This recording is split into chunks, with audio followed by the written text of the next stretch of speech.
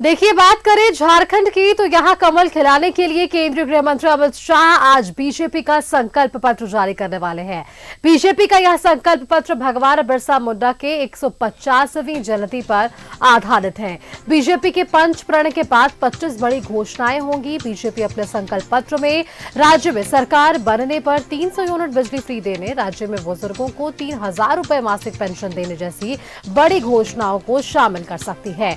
संकल्प पत्र जारी किए जाने के दौरान बाबूलाल मरांडी, शिवराज सिंह चौहान, हेमंता बिस्वा शर्मा मौजूद रहेंगे।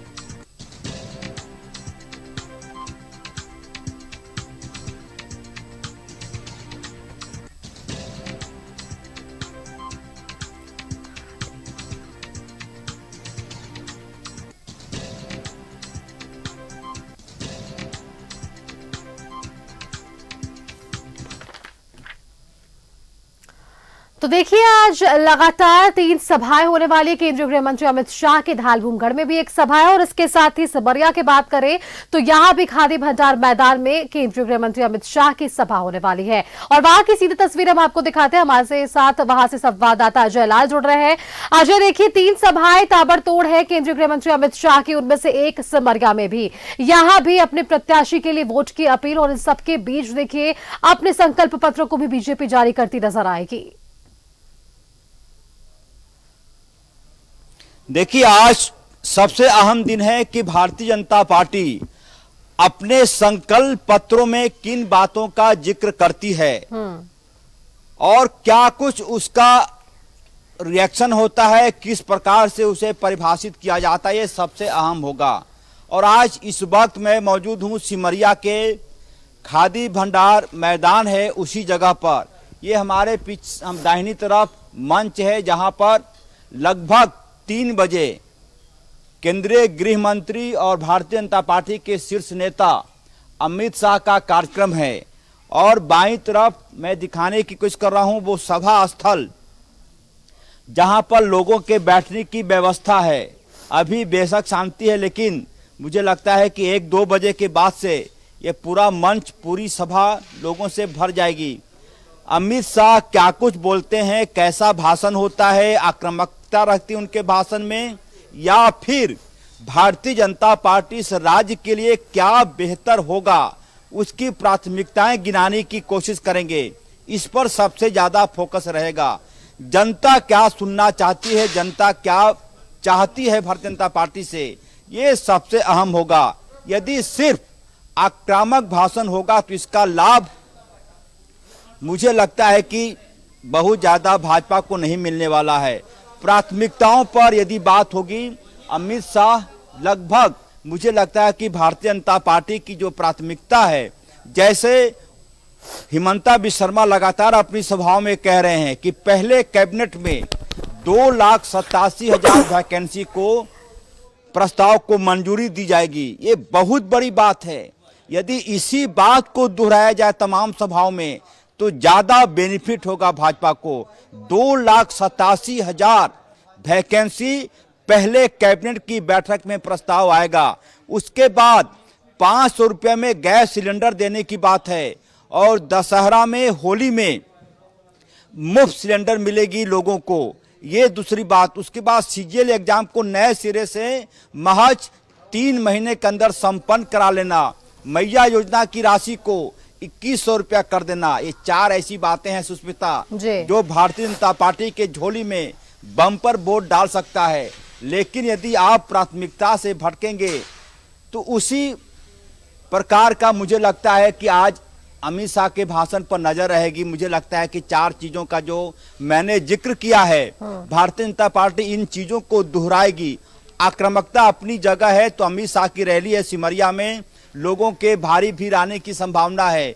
और सिमरिया से जो भाजपा के प्रत्याशी हैं उज्जवल दास, उसके बाद चतरा, हालांकि वो सीट लोजपा का है, बावजूद इसके जनार्दन पासवान भारतीय जनता पार्टी लोजपा के संयुक्त गठबंधन में वो प्रत्याशी हैं, वो भी यहाँ पे मौजूद रहेंगे। उसके बाद एक और सटा इलाका है। तो आसपास के जितने सटे इलाके हैं वहां के प्रत्याशी इस मंच पर मौजूद रहेंगे। और उसके बाद एक प्रकार से चुनाव प्रचार अब लगभग मुझे लगता है कि आज के बाद से 2-3 दिनों का ब्रेक होगा छठ पूजा का, उसके बाद फिर आक्रामकता होगी चुनावी प्रचार में। बिल्कुल अजय, आप क्योंकि देखिए 10 दिन बचे हैं जब पहले चरण का भी मतदान होगा और ऐसे में ताबड़तोड़ स्टार प्रचारकों के आने का सिलसिला और अपने अपने प्रत्याशियों के लिए वोट की अपील, तमाम वादे भी सामने रखे जाएंगे। बहुत बहुत शुक्रिया अजय, आपसे लगातार हम अपडेट्स लेते रहेंगे। फिलहाल के लिए धन्यवाद आपका हमारे साथ जुड़ने के लिए और तस्वीरें दिखाने के लिए सभा स्थल के सिमरिया की, जहां पर आज केंद्रीय गृह मंत्री अमित शाह लगभग दोपहर के 3 बजे सभा को संबोधित करते नजर आएंगे। आज का दिन बेहद खास है राजनीतिक परिप्रेक्ष्य में अगर हम देखें, और सबसे बड़ी बात बीजेपी नेताओं और कार्यकर्ताओं के लिए आज का दिन भी बेहद खास। उनके चाणक्य कहे जाने वाले बीजेपी के केंद्रीय गृह मंत्री अमित शाह का क्योंकि आगमन हो चुका है झारखंड की धरती पर, पिछली रात में यहां पर पहुंच चुके हैं और ऐसे में अब कमल खिलाने के उद्देश्य से केंद्रीय गृह मंत्री अमित शाह ताबड़तोड़ सभाएं करते नजर आएंगे। शाह आज बीजेपी का संकल्प पत्र भी जारी करेंगे। बीजेपी का यह संकल्प पत्र भगवान बिरसा मुंडा के 150वीं जयंती पर आधारित है। बीजेपी के पंच प्रण के बाद 25 बड़ी घोषणाएं होंगी। बीजेपी अपने संकल्प पत्र में राज्य में सरकार बनने पर 300 यूनिट बिजली फ्री देने, राज्य में बुजुर्गों को 3000 रुपए मासिक पेंशन देने जैसी बड़ी घोषणाओं को शामिल कर सकती है। संकल्प पत्र जारी किए जाने के दौरान बाबूलाल मरांडी, शिवराज सिंह चौहान, हेमंता बिस्वा शर्मा मौजूद रहेंगे।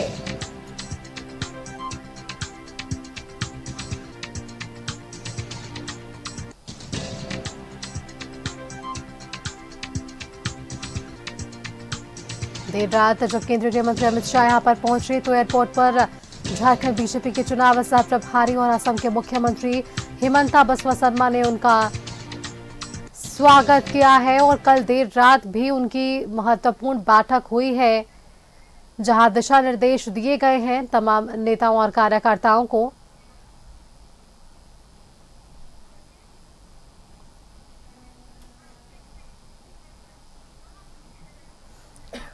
और आज एक के बाद एक 3 सभाएं हैं। धालभूमगढ़ के बात कर ले, बरकट्टा के बात कर ले, सिमरिया के बात कर ले।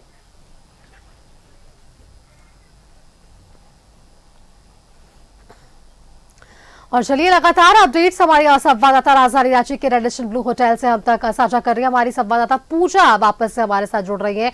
पूजा, क्या समय का पता चल पा रहा है, कितना जो है वो समय बताया जा रहा है जब बीजेपी का घोषणा पत्र जो है या संकल्प पत्र जो है वो सामने आया, क्योंकि एक के बाद एक 3 सभाएं अलग अलग स्थानों पर केंद्रीय गृह मंत्री अमित शाह की भी आयोजित है।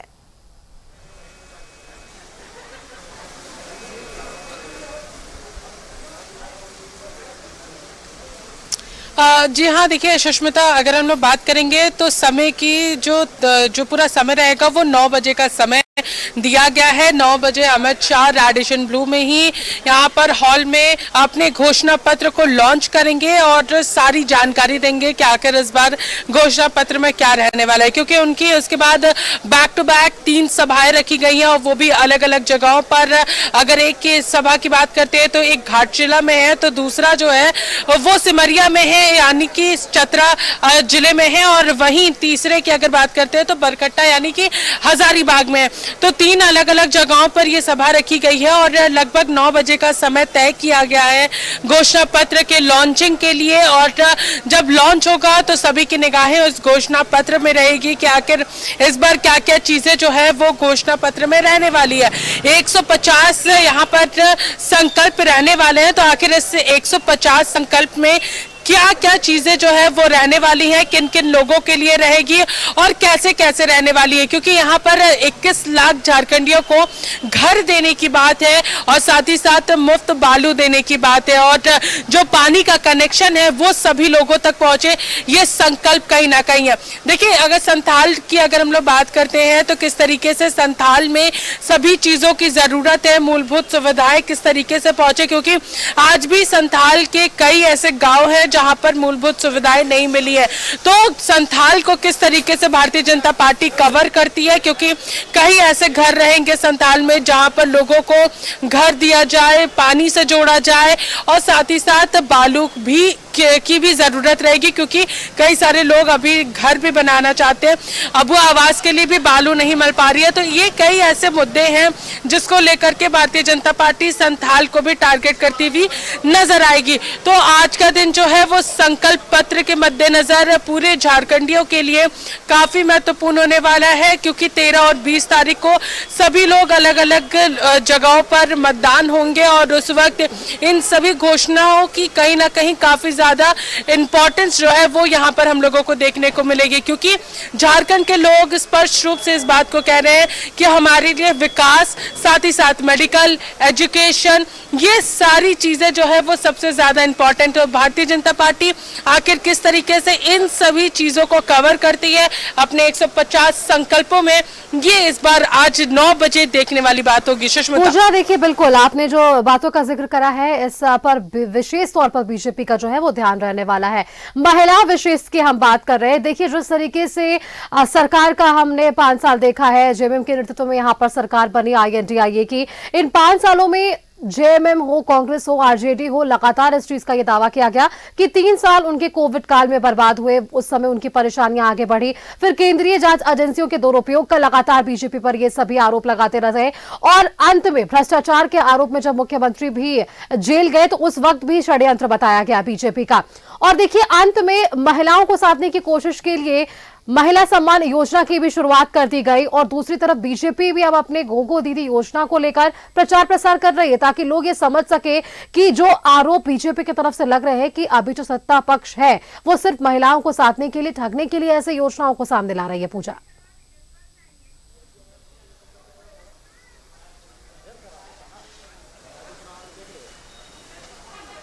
देखिए सुष्मिता, जरूर ये साफ तौर पर कहा जा सकता है, देखिए क्योंकि जिस तरीके से अगर हम बात करेंगे तो मैया सम्मान की अगर हम लोग बात कर रहे हैं, हेमंत सरकार जो है मैया सम्मान की बात कर रही है, लेकिन भारतीय जनता पार्टी इस बात को साफ तौर पर कह रही है कि सबसे पहले महाराष्ट्र में हमारी सरकार ने महिलाओं को यहाँ पर सम्मान देने का काम किया था और ये सिर्फ चुनाव के समय नहीं, हमारी सरकार जैसे ही महाराष्ट्र में बनी थी उसके बाद से ही हम महिलाओं को सम्मान दे रहे हैं। छत्तीसगढ़ की बात कर लेते हैं तो छत्तीसगढ़ में भी इसी तरीके की तस्वीर देखने को मिली, वहां पे भी महिलाओं को अलग अलग तरीके से सम्मान देने का काम किया जा रहा है। उड़ीसा की बात करते हैं, अलग अलग जगहों पे भारतीय जनता पार्टी की सरकार है, वहां पर ये महिलाओं को सम्मान देने की बात हो रही है। तो बीजेपी इस बात को जरूर साफ तौर पर कह रही है कि हमें हमारी योजनाओं को कहीं ना कहीं हेमंत सरकार ने कॉपी करने का कोशिश किया है। अगर झारखंड में भी हमारी सरकार बनेगी तो जरूर हम महिलाओं को यहाँ पर 2100 रुपए देने का काम करेंगे, क्योंकि उससे लोग जो है वो ज्यादा से ज्यादा चीजें कर सकेंगे। अभी फिलहाल जो मैया सम्मान दिया जा रहा है उसमें कहीं ना कहीं जो वृद्धा पेंशन योजना है उससे पैसे कटौती करके महिलाओं को सम्मान दिया जा रहा है। तो आखिर ये किस तरीके से, आप एक तरफ बुजुर्गों को यहाँ पर सम्मान दे रहे थे 1000 रुपए, उसको काट करके आप महिलाओं को टारगेट करने के लिए 1000 रुपए दे रहे, तो आखिर इसके पीछे क्या है? साथ ही साथ हेमंत सरकार ये भी कह रही है कि हम जरूर ये सारी चीजें और बढ़ाते अगर हम 1,36,000 करोड़ रुपए जो है वो मिल जाते, लेकिन बीजेपी साफ तौर पर कह रही है कि अगर हमें 1,36,000 करोड़ रुपए जो है वो नहीं मिलते तब भी हम हर वर्ग के लोगों को सहयोग करने का प्रयास करेंगे, युवा हो, महिला हो, बुजुर्ग हो, सभी लोगों को कहीं ना कहीं हम लोग उस पैसे के बिना भी अपनी जो वादे हैं वो पूरा करेंगे, यहाँ पर सहयोग पहुंचाने की कोशिश करेंगे। तो महिलाओं को टारगेट जरूर कर रही है बीजेपी यहाँ पर गोगो दीदी योजना के तहत कि हमारी सरकार आते ही हम लोग उस योजना की शुरुआत करेंगे, पहली कैबिनेट से ही इसे पास कराएंगे। तो ये सभी चीजें अभी काफी महत्वपूर्ण रहेगी, क्योंकि बीजेपी पहली कैबिनेट से वो 2,84,000 जो रिक्त पड़े हुए सरकारी पद हैं उसमें यहाँ पर नियुक्ति देने की बात कर रही है, पहली कैबिनेट से गोगो दीदी योजना की बात कर रही है। साथ ही साथ जेएसएससी सीजीएल की जो परीक्षा हुई उसमें जो गड़बड़ी हुई उसको लेकर के भी उनका कहना है कि हम लोग पहले कैबिनेट से ही सीबीआई जांच के आदेश देंगे उसको और फिर से एक बार नई नियुक्ति निकालेंगे। तो इस तरीके से कई ऐसे अलग अलग वर्ग हैं जिन्हें इस बार भारतीय जनता पार्टी साधने की कोशिश कर रही है और इस 150 संकल्प में इन सभी चीजों का जिक्र रहने वाला है। सुष्मिता, बिल्कुल पूजा, चलिए शुक्रिया आपका हमारे साथ जुड़ने के लिए। आगे भी आपसे लगातार हम चर्चा करते रहेंगे केंद्रीय गृह मंत्री अमित शाह के आगमन पर। शुक्रिया आपका पूजा हमारे साथ जुड़ने के लिए और ये तमाम जानकारी हमारे दर्शकों के साथ साझा करने के लिए।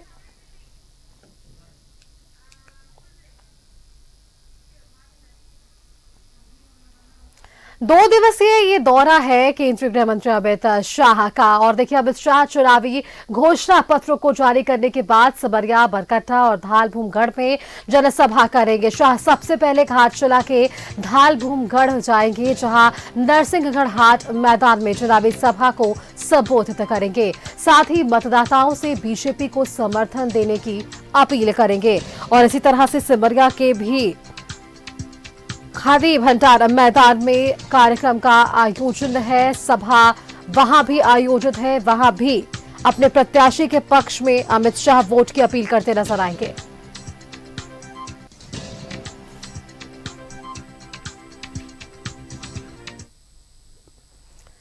बिना देरी आपको सीधे लिए चलते हैं सिमरिया, जहां से लगातार अपडेट्स जो है हमारे संवाददाता जयलाल हम तक साझा कर रहे हैं। आज इससे पहले आपसे जब बातचीत हो रही थी, हमने सभा स्थल का जायजा ले लिया, वहां पर क्या कुछ तैयारियां हैं, ये चीजों पर हमने बातचीत कर ली है। एक बार राजनीतिक समीकरण पर बातचीत थोड़ी कर लेते हैं। सिमरिया विधानसभा क्षेत्र का अगर हम बात करें, अजय, देखिए यहां पर आज पहुंच रहे हैं बीजेपी के चाणक्य केंद्रीय गृह मंत्री अमित शाह। क्या कुछ लगता है कि इनका यहां पर आना कितना बड़ा इंपैक्ट डाल सकता है सिमरिया की जनता पर और आसपास के विधानसभा क्षेत्रों पर भी? देखिए सुष्मिता, बिना किसी देर के हुए सिमरिया विधानसभा क्षेत्र ये भाजपा का गढ़ माना जाता है। इस बार उज्जवल दास यहां से चुनाव प्रत्याशी हैं भारतीय जनता पार्टी के, लिहाजा उनकी सेहत अच्छी है, इसमें कहने से किसी प्रकार की कोई परेशानी किसी को नहीं हो सकती है।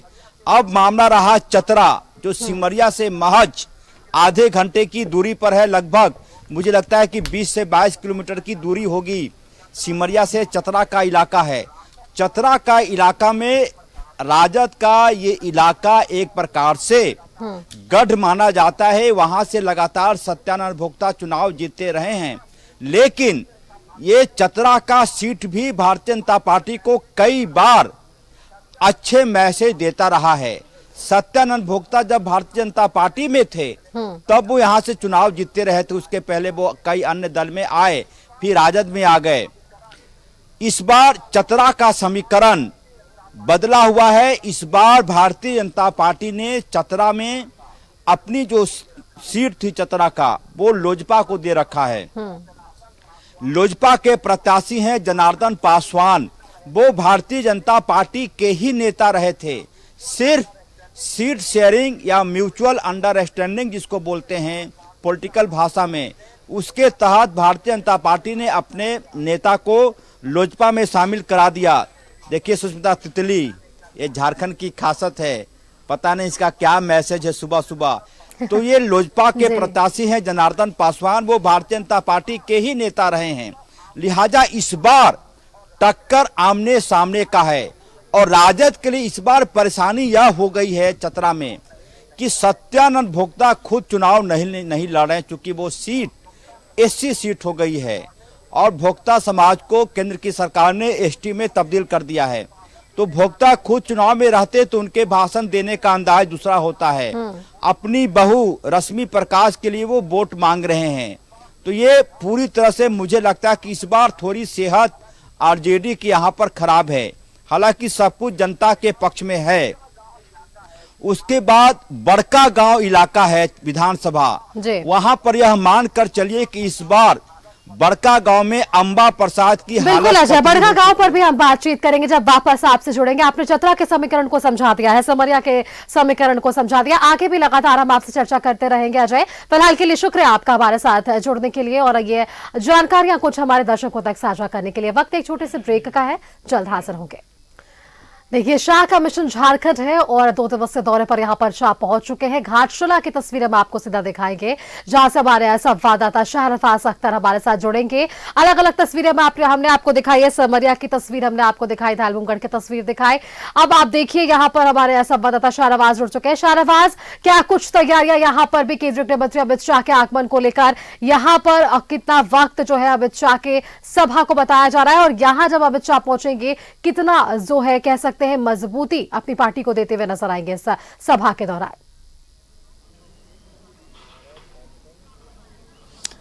देखिए, घाटशिला से 14 किलोमीटर दूर धालभूमगढ़ में यह हाई स्कूल मैदान है, जहां पर अमित शाह की सभा 11:30 बजे प्रस्तावित है।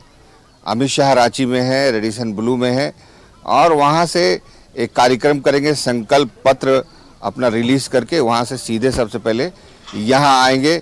और देखिए मेरे ठीक पीछे पूरी सभा की तैयारी है और सब कुछ तैयार है।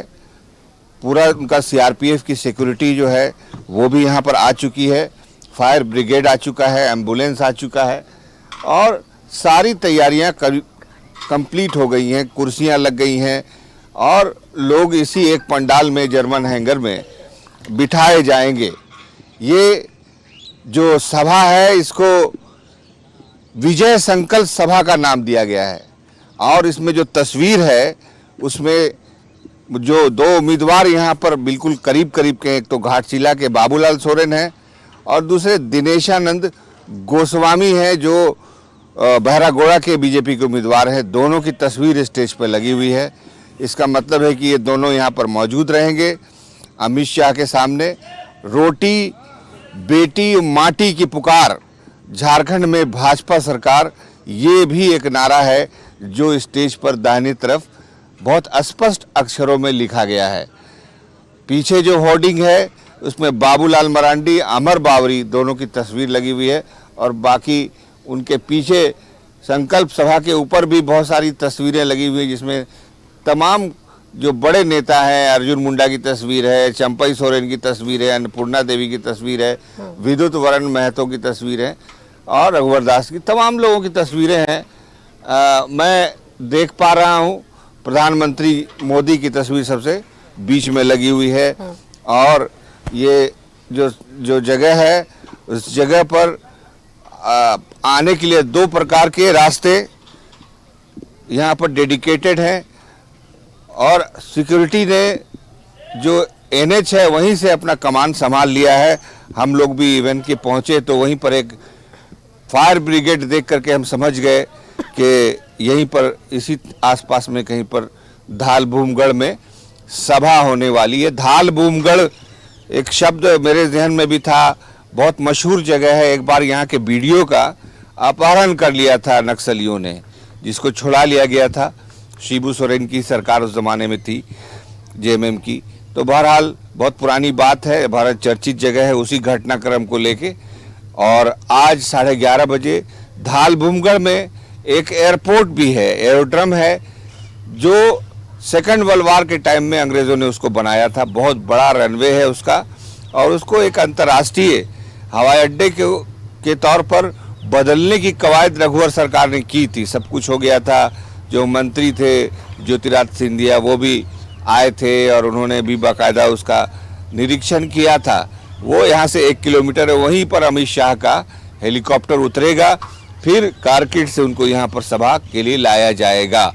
तो 11:30 बजे का समय है और लोगों में, आसपास के लोगों में, भारतीय जनता पार्टी के जो कार्यकर्ताओं में उत्साह हम देख रहे हैं। लोग अभी से आने लगे हैं और आकर के बीजेपी के कुछ लोग आ रहे हैं। आप देखिए तो ये लोग आकर के अपने कार्यक्रम स्थल, बैठने की जगह और ये सब सारी चीज़ें उसका निरीक्षण करेंगे। जैसा कि मैंने बताया कि सबसे नज़दीकी जो क्षेत्र है वो है बाबूलाल सोरेन का, जो यहाँ पर उम्मीदवार हैं भारतीय जनता पार्टी के, वो यहाँ पर ज़्यादा सक्रिय रहेंगे। अब पड़ोस का जो क्षेत्र है, चुनावी क्षेत्र बहरागोड़ा, वहाँ से दिनेशानंद गोस्वामी आएंगे।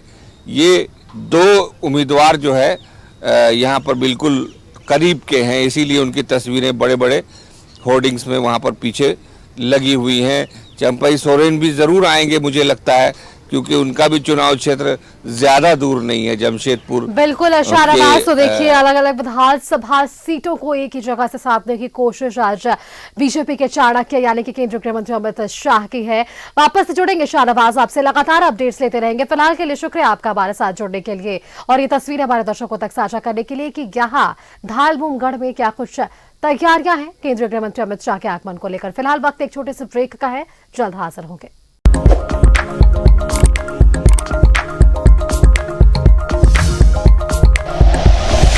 Like and share videos, subscribe करें हमारा चैनल और प्रेस करें बेल आइकॉन। न्यूज़ 11 भारत, सच है तो दिखेगा।